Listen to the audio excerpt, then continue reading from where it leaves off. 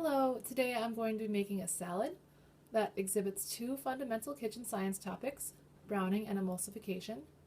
I would first like to point out the sanitary nature of the kitchen. The space has been cleared and wiped down with a disinfectant to keep the food from being contaminated.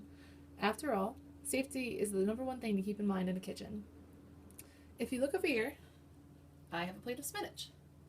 It's kind of boring, really. So you're going to want to add stuff with flavor, right? So let's add some craisins.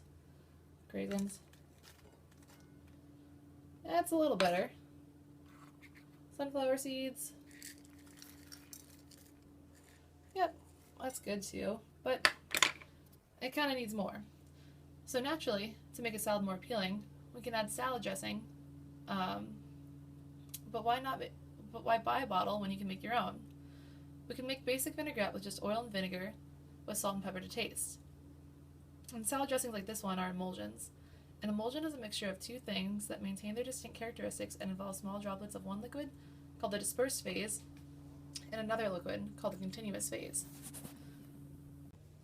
So, we have, I'm going to make 3 tablespoons of olive oil. 1, 2,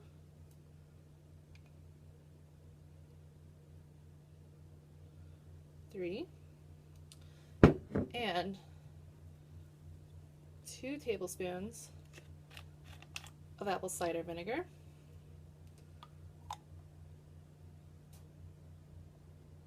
1, 2. So, the oil, in this case, is the continuous phase, and the vinegar, let's see if you can see that, that's oil and vinegar in there. The vinegar is the dispersed phase in the scenario. If you've ever looked at a bottle of vinaigrette salad dressing in the grocery store, you can tell that the liquids have separated in the bottle.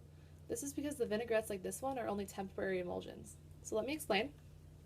When substances don't mix, they arrange themselves in a way so that they have the least surface area shared between them. So they usually kind of layer like this, because that's where they touch the least. This is called surface tension.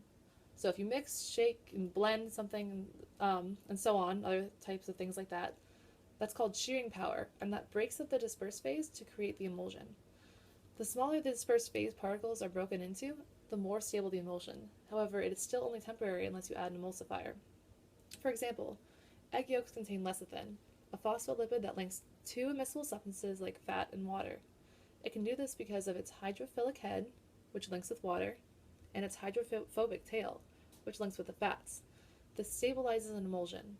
However, in salad dressing, we typically do not include such emulsifiers, so you have to shake it before use. So I'm also going to add some pepper.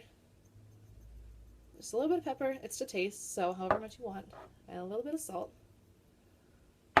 And I'm going to just stir it. You stir it. I'm breaking up. What I'm doing right now is breaking up the vinegar, because that's the dispersed phase. And I'm just bringing it up into this oil, which is the continuous phase. So where you normally see droplets of the vinegar in the oil, you would now see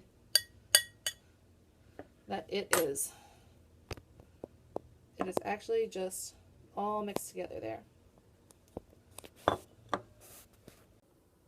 This is actually a better view of the emulsion between the olive oil and the apple cider vinegar. And what we're going to do is just pour a little bit on our salad, not a whole lot, just a little bit to make it a little more appetizing. And we can save the rest for later. But as said before, since this is only a temporary emulsion, if I save it for later, it'll break back up into the dispersed phase and continuous phase, and you'll see droplets of the cider vinegar into the olive oil, and you'd have to shake it or stir it again before use. Now that we have added our salad dressing to the salad, it's looking a little better, but I think it's still missing something. How about some protein? Because bacon makes everything better. But we can't just put bacon on our raw bacon on our salad. So how about we caramelize it to give it this salad a unique flavor? I've preheated the oven to 350 degrees Fahrenheit, and I've coated the bacon in brown sugar. So what I'm going to do now is actually just put this bacon in the oven. to get the high temperatures, because we're going to add it to the salad. But caramelization is just the chemical reaction that occurs when sugar is heated to the point the molecules begin to break. And although what we're about to do is called caramelizing the bacon, the Maillard reaction is what is actually happening. The Maillard reaction occurs when a reducing sugar such as sucrose is bound to an amino group, which is a protein. It creates the brown pigments in meat by rearranging the amino acids and sugars. The new molecules produced release pleasant aromas and different tastes. The flavors of the Maillard are far more complex as compared to caramelization because of the amino group in the protein. They add new compounds which allow for a whole new array of molecules and aromatics that can be produced. So, how about we put this bacon in the oven and then come back and talk about the Maillard reaction a little bit more. Okay, so I just took the bacon out of the oven. I know it looks kind of scary here, but it's actually a really good color for it. So the bacon has been cooked and gone through the Maillard reaction, and now we can see the brown color, and if you're in the kitchen with me, you could smell it as well. So this will make a great addition to the salad because the sugars have reacted with the amino acids in the bacon, or amino groups, sorry, and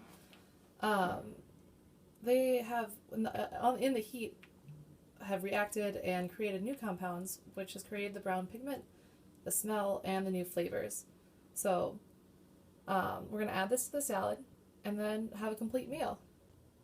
Here's our finished product, and to summarize, we have craisins, sunflower seeds, baby spinach, and then a olive oil and apple cider vinegar emulsion, and then we had some brown sugar and bacon that we put in the oven for about 16 minutes, 8 minutes on each side, which allowed new compounds to form and give it a whole new taste and flavor. And then that is our dinner for tonight. So thank you so much for watching, and I hope you learned something.